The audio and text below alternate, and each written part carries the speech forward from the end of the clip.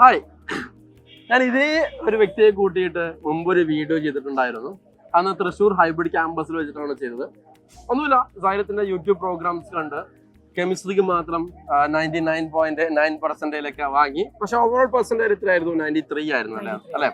93% ആയിരുന്നു.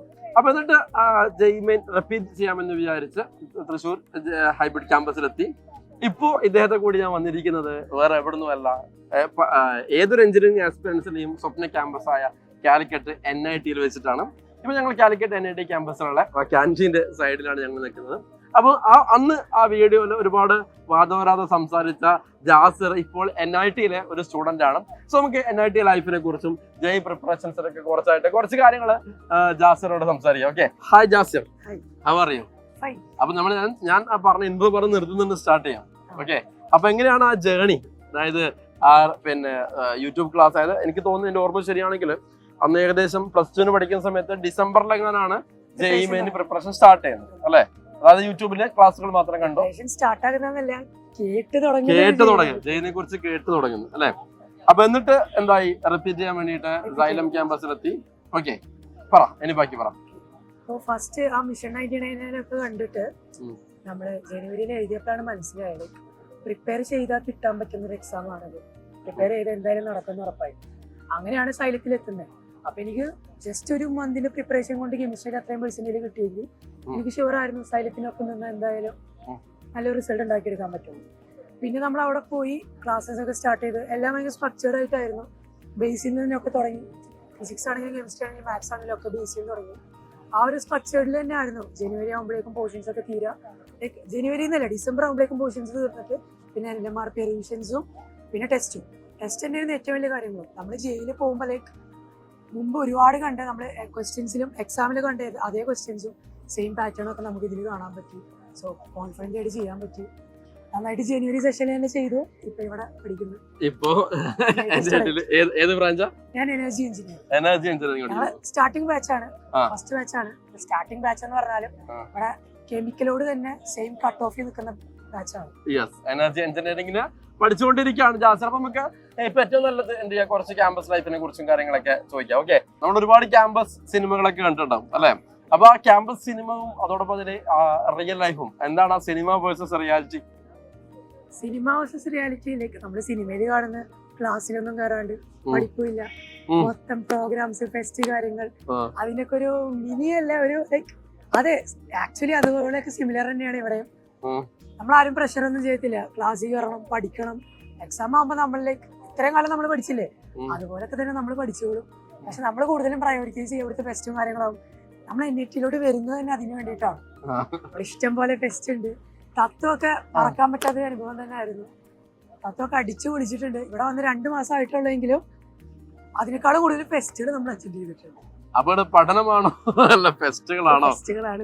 ഫെസ്റ്റുകളാണ് അല്ലെ? നമ്മൾ ജയ് പ്രിപ്പറേഷനിലേക്ക് പോകണമെങ്കിൽ ടൈം ട്രാവലർ തരാണ്. ടൈം ട്രാവലർ തന്നിട്ട് ജയ് പ്രിപ്പറേഷൻ സമയത്തേക്ക് തിരിച്ചു പോയെന്ന് വിചാരിക്കാം. തിരിച്ചു പോയിട്ട് അവിടെ എന്താ പറയാ, തിരുത്തൽ വരുത്തുക എന്തിനെ കുറിച്ചായിരിക്കും?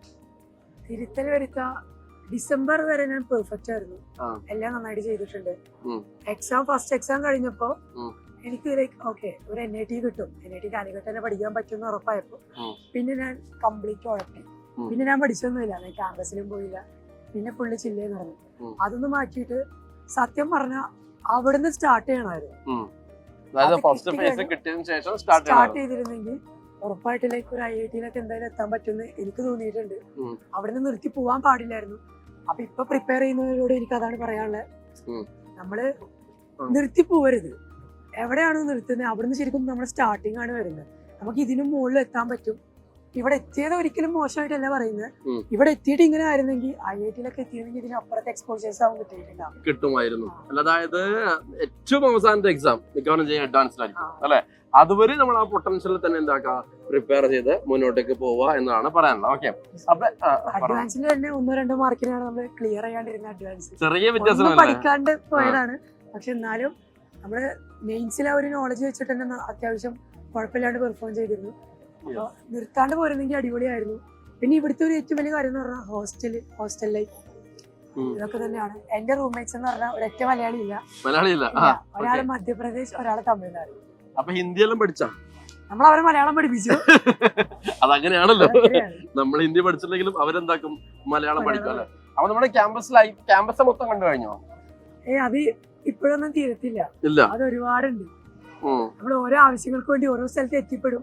അപ്പോഴാണ് നമ്മൾ മനസ്സിലാവുക ഇവിടുന്ന് കുറെ ഒരു 2-3 കിലോമീറ്റർ പോയിട്ടാണ് നമ്മുടെ ക്രിക്കറ്റ് സ്റ്റേഡിയം 12th മൈലൊക്കെ ഇരിക്കുന്നത്. അപ്പൊ നമ്മുടെ ക്യാമ്പസിന്റെ ഭാഗം തന്നെയാണ്. നമ്മൾ ഓരോ ആവശ്യങ്ങൾക്ക് അവിടെ എത്തും. അപ്പൊ പിന്നെ എങ്ങനെയുണ്ട് കോളേജിലെ ഹോസ്റ്റലും ഫുഡും കാര്യങ്ങളൊക്കെ എങ്ങനെയുണ്ട്? ഹോസ്റ്റലും ഫുഡും എന്ന് പറഞ്ഞാൽ ഇതന്നെ എക്സ്പോഷർ അടിപൊളിയാണ്. കാരണം എല്ലാവരും ഹോസ്റ്റലിലുള്ളതുകൊണ്ട് ഫുഡും അതിനനുസരിച്ചാണ്. സൺഡേ മൊത്തം സൗത്ത് ഇന്ത്യൻ ഡിഷ്, അതായത് കേരള അല്ല തമിഴ്നാട്, ലൈക്ക് ആ ഡിഷസ് ആണ് സൺഡേ മൊത്തം. പിന്നെ നമുക്ക് സാറ്റർഡേ മന്തി ഉണ്ട്, അത് നല്ല മെനു ആണ്. ഒരിക്കലും പുറത്ത് പോയി ഫുഡ് കഴിക്കുന്നത് ഇവിടുത്തെ ഫുഡ് മോശമാണെന്ന് തോന്നില്ല. പിന്നെ റൂംമേറ്റ്സ് ഞാൻ പറഞ്ഞ പോലെ ഒക്കെ വേറെ സ്റ്റേറ്റിൽ നിന്നുള്ളവരാണ്.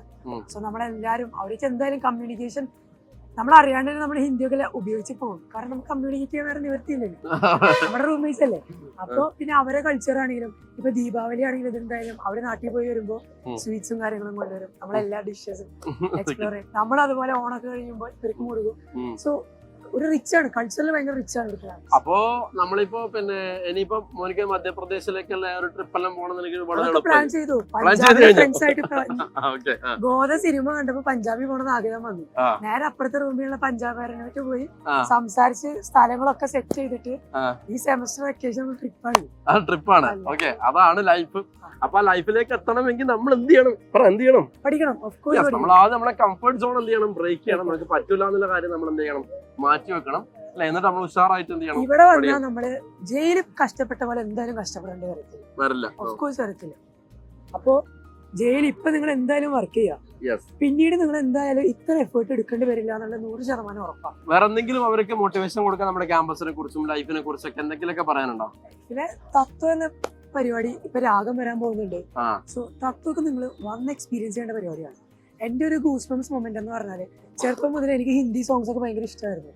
ആഷിഖ് ടൂലെ തും ഹി ഹോ, ഏക് വില്ലൻ, ഫിർ ഭി തുംകോ ചാഹൂംഗ, ഇങ്ങനത്തെ സോങ്സ് ഇതൊക്കെ എന്ന് പറഞ്ഞാൽ ലോകം അറിയുന്ന സോങ്സ് ആണ്. ഇതിനൊക്കെ മ്യൂസിക് കമ്പോസർ ആയ മിഥുനാണ് ഇവിടെ വന്ന് പ്രോ ഷോക്ക് പെർഫോം ചെയ്തത്. എനിക്ക് വന്ന് ഷെയ്ക്കാനും തന്നിരുന്നു ഇതുപോലെ.